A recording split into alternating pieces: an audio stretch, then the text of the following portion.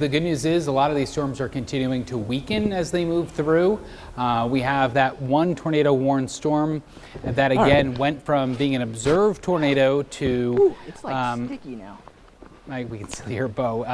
You can still see that the flashing purple means that it's a confirmed tornado, but when they reissued it with this red polygon, these red lines, it was a radar indicated tornado because it still maintains some of its structure, but we're not seeing the reds and greens that we had together. And honestly, it's just outside now of our viewing area. So that is good news. That storm is weakening and then moving away, heading into the Cedar Rapids market.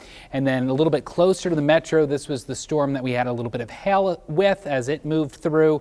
Let's check on the storm impacts as it moves from Altoona out through Colfax. Bit of shear on the southern edge too. We haven't had a lot of wind reports, but it's showing that there could be some strong winds associated with it. And then north of Altoona, about 2-inch in diameter hail. So that is a pretty strong storm still. And actually, if you look there, there's a little bit of shear associated with it. So that is an area that we'll be watching closely.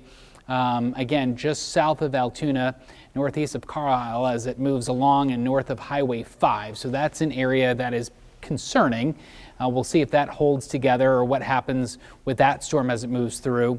Another batch of thunderstorms moving through West Des Moines, just outside of Waukee. But in Dallas Center, Waukee, Adel, down through Earlham, you're in good shape. The storms are gone. The air mass is stabilizing and the chances of severe weather are quickly diminishing.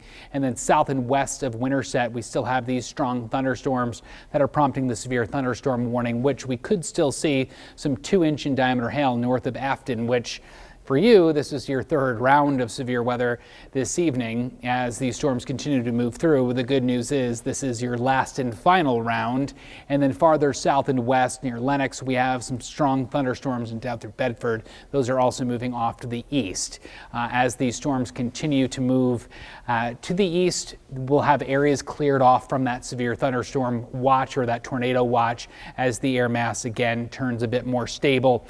This area, though, leaving the metro, we'll likely see a little bit more hail associated with it, some damaging winds perhaps, and then that area on the southern flank of that thunderstorm we're watching closely as it moves off to the north and east.